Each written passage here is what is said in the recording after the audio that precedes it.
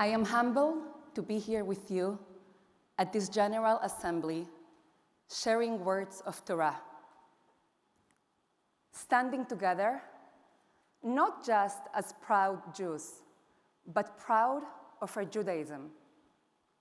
Not only ready to fight anti-Semitism, but ready to double down and strengthen Jewish life.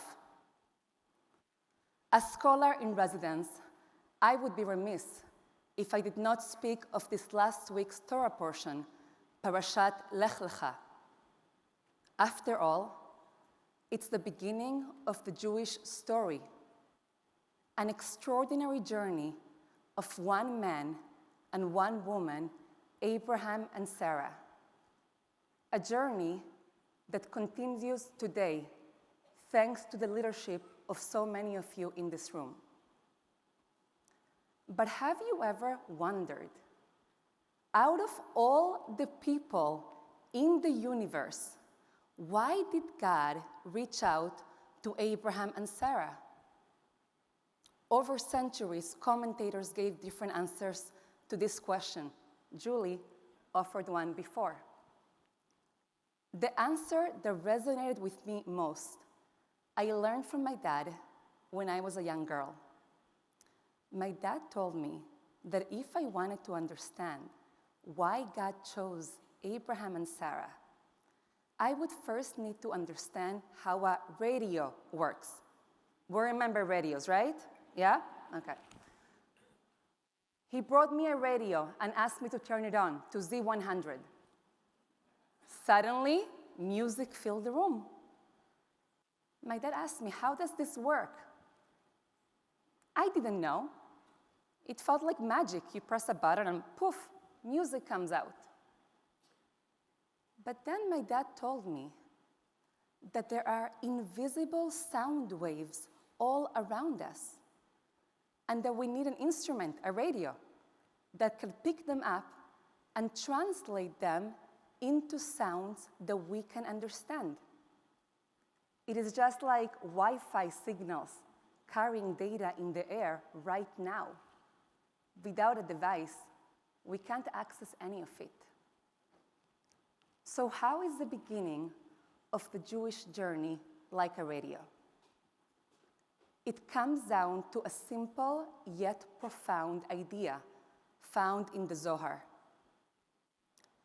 God did not only call out to Abraham and Sarah. God called out to the entire world. Lech lecha, go. Lech lecha, rise up and change the world.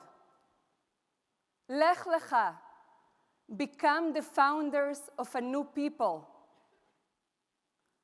Just like sound waves are available to everyone, God's call was available to all. What made Abraham and Sarah special is that they chose to hear. What made Abraham and Sarah unique is that they chose to respond. And that is why they became the authors of Jewish history and changed the world forever.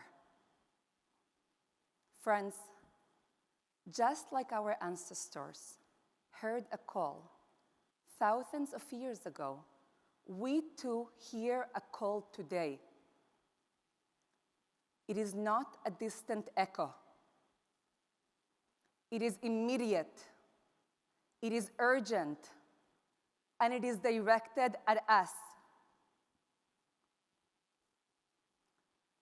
We live in difficult times. Just like last week, we saw pictures and videos of a pogrom happening in Europe, reminding us of horrors we thought we left behind.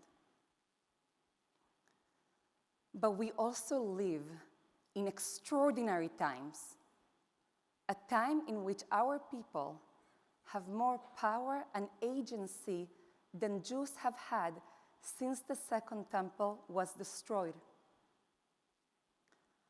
After 2,000 years of homelessness, We have not one, but two homes, here in America and in Israel. Each of them is a miracle, and that should give us strength and encouragement even in difficult times, such as this. This last year, since October 7th, has been a call to all of us, telling us to not take these miracles for granted, asking us to step up and fight to defend them. Some people might ignore this call, but we must not. We dare not. We will not. Not here, not now. You are all here in this room because you have heard the call and chose to respond and to lead, even in difficult times, especially in difficult times. Our ancestors heard the call and responded thousands of years ago. Now, it's our turn. We will not be the people about whom Jewish history is written. We will write it.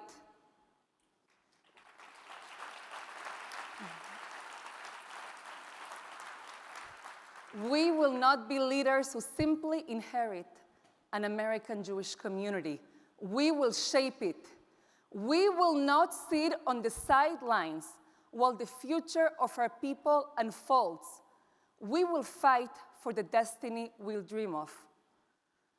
May the Almighty help us hear the call together and respond by writing a new chapter in Jewish history, one the future generations of Jews will be proud of. Thank you.